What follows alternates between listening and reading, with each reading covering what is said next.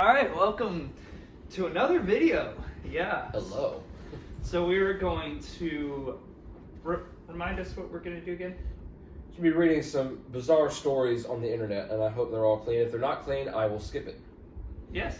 But unfortunately, our friend Colin cannot be here today, so it's just the two of us. You'll have to get used to it. Yep. Just the two of us again. Just the two of us. Yeah. I have a musical brain. I'm so sorry. Yep. Now this is it's from the BuzzFeed community, BuzzFeed.com, whatever that is. Oh yeah. It says some bizarre stories that will either have you genuinely confused or chuckling under your breath, and there's like 17 of them. Okay. Number 1. I used to go to school in this wealthy residential neighborhood in LA.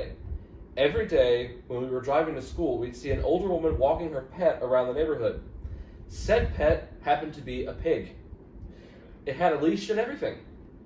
To get it to walk, she used a bag of popcorn and left a popcorn trail for the pig to follow and eat.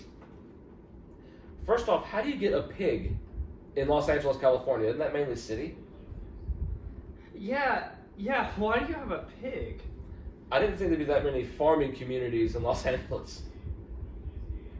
That's something you'd see in, Dooley County, Georgia. Or maybe certain parts of Florida, if you're crazy enough. Maybe. Yeah. No. Florida, you'd see pet alligators. Oh, yeah, definitely. I think you'll probably see pet alligators for sure. But a pet pig?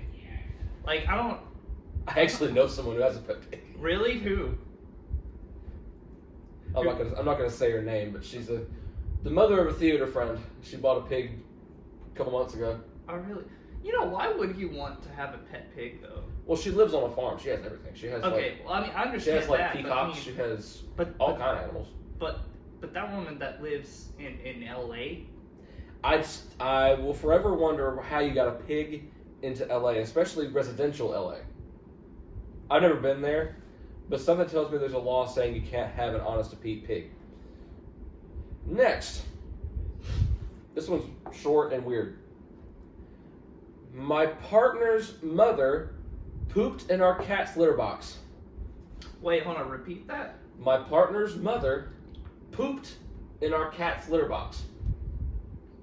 She's usually very reasonable, but refuses to say why she did it. Is that a when you gotta go situation?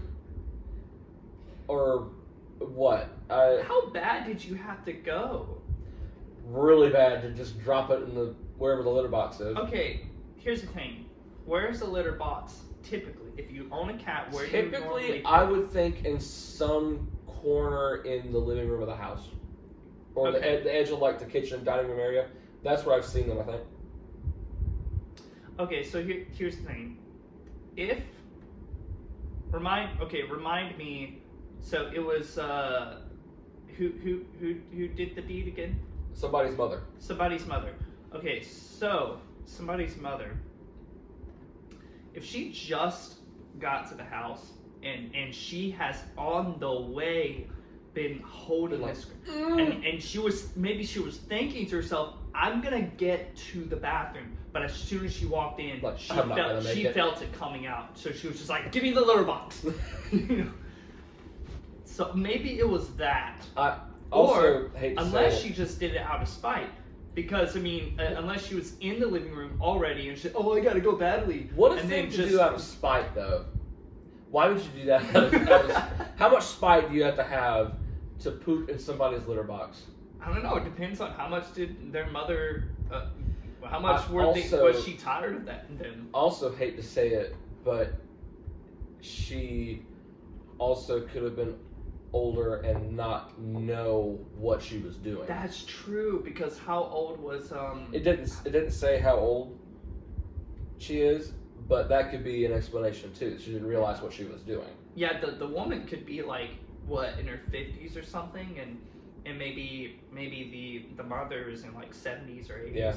Yeah. She may be the type of person that the type of old lady that doesn't have it all together. Why am I laughing at that? I have no idea. That's actually sad. Anyway, number 3. When I was a kid, my family went to this park near the ocean. There was a little food stand on the premises that had very limited indoor seating, along with a big sign near the door that said, "Beware of seagulls." Many people stayed indoors to avoid the aggressive seagulls. However, some families decided it was too crowded and tried their luck sitting outside instead. My family and I stood in line near an occupied outdoor table where a dad and little boy were eating lunch. The kid put his sandwich in his mouth, but suddenly a seagull landed on the table. He grabbed the sandwich and yanked it out. The kid was crying, and honestly, I think I would have been too. I felt so bad for the kid, but I couldn't help but think it was hilarious that I literally just witnessed a seagull stealing food straight from someone's mouth. I think I would have wrung the seagull's neck. Grab the sandwich. I'd laugh. I mean, I'd listen. laugh if it wasn't me. Okay, yeah. If it wasn't me, yeah. But, like, if it was my son or nephew or whatever, and that happened to him, I'd laugh. I mean, I'd laugh, but then afterwards, I'd figure out a way to cook seagull. Yeah, I would, but I would definitely console him. Yeah, for sure. Well, his sandwich just got yanked out of his mouth by a seagull. I was like, hey, let me make you another sandwich. I'm sorry, that seagull's stupid. Stupid seagull. Oh, we're backtracking with this one. In 1985, I was 14 years old and at the airport in North Carolina. There's got to be more than one airport in North Carolina, but anyway, walking to where you meet incoming passengers. Suddenly, I saw a tall man in a hat approaching me. That's the red flag right there. Tall man in a hat, avoid him. Because they're not always friendly. For sure. And dude, and also remember those cartoons? Anytime you see a tall man with a hat, especially if he has a trench coat on, it's normally two Shady boys. business. Yeah, two boys stacked on top of each Yeah, other. can't trust them. You can't trust them. You ever seen The Little Rascals? They did the exact same thing. Yeah, don't trust him. Without breaking stride, he held out his hand, closed with the backside up, and said, "Hold these." Instinctively, I reached out my hand. He dropped a handful of bullets in my palm and kept walking. Obviously, I should have reported that immediately, but I was so stunned, and maybe I felt complicit that I didn't. Years later, I still wonder what that was all about. Dude, was the tall guy with the hat a part of the mafia or something? It was just like, here's the leftover bullets. Just take them. Just take away He the had to have been. evidence. But in North Carolina, is there mafia stuff in North Carolina? Well, Unless it came from like Chicago or something. I don't know. Well, actually, it depends on how big the mafia is. I mean, because I know back then the mafia really ran things. Like it was a big deal everywhere. Did you know Frank Sinatra? He was in the mafia. Yeah. Oh no. Frank Sinatra was in the mafia. Yeah, he was in the mafia. That explains the hats he wore. Yeah, but which it's not really too surprising. He does come across as a guy who definitely be a mafian. But yeah, I wouldn't just stand there calmly if the dude in an airport just dropped bullets in my hand. Yeah, like it just kind of seems. I don't know. I'd be wondering if he's trying to get rid of evidence or something.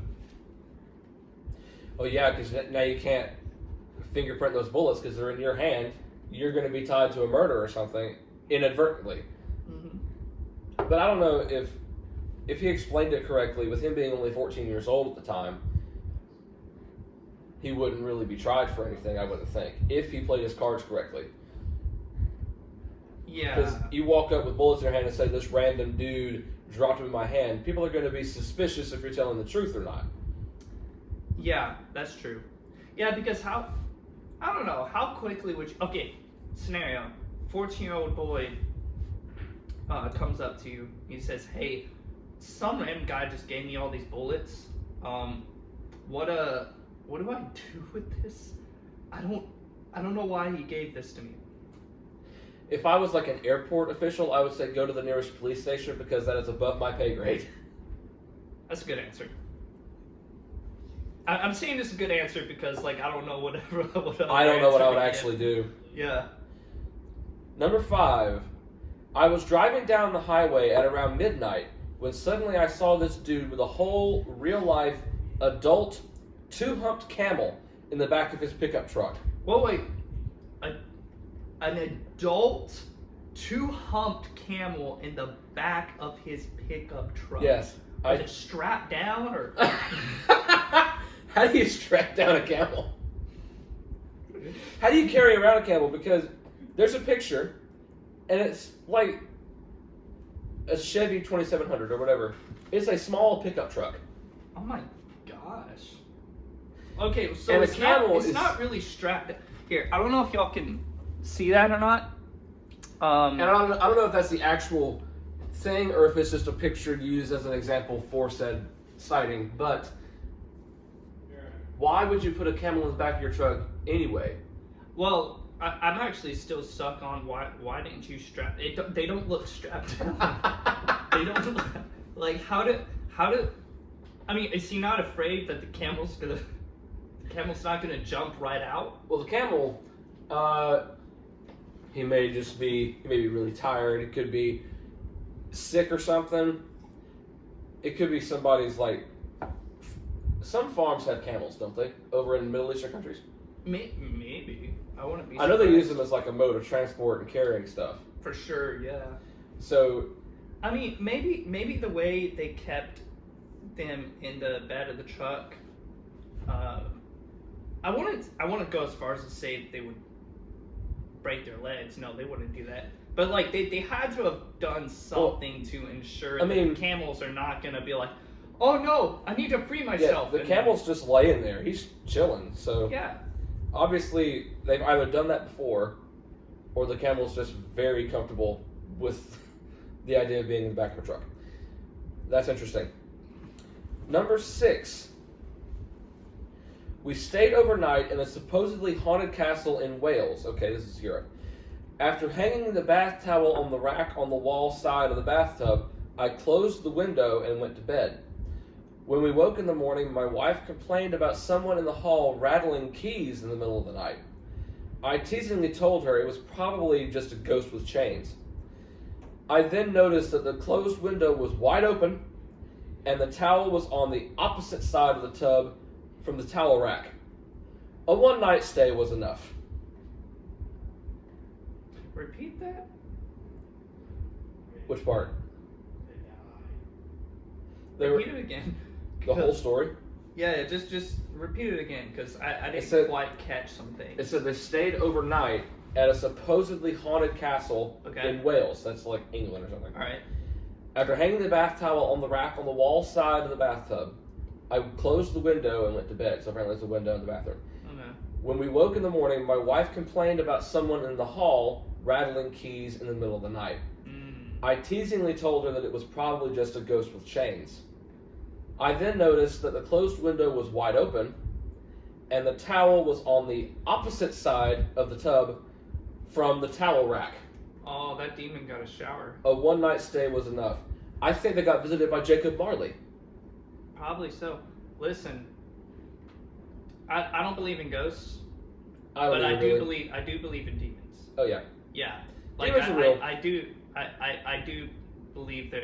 That's a whole other conversation there, but yeah, I believe entities and all like that. Yeah. They absolutely. Moral of the story: witchcraft.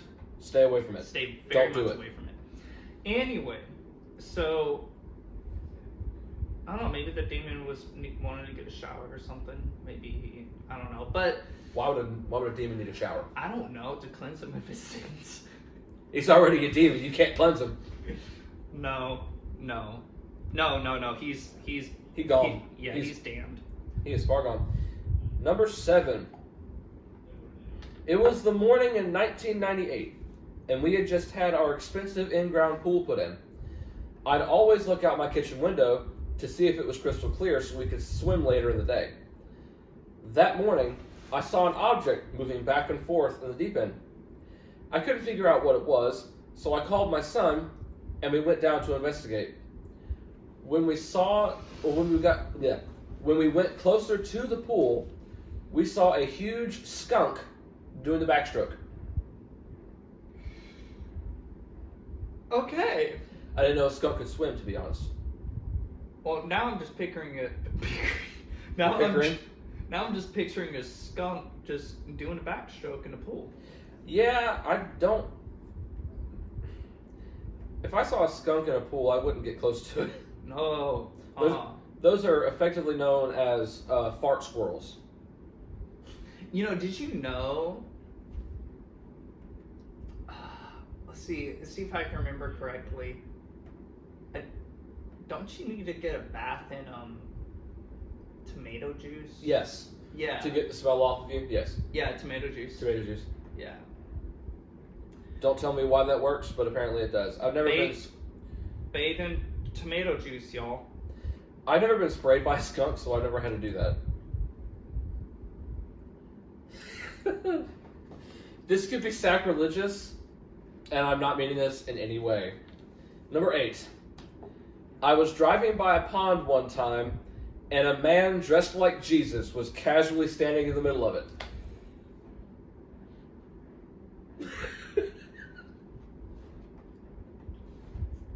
I fully believe that God has a sense of humor. I would just have to laugh at that, because that's just...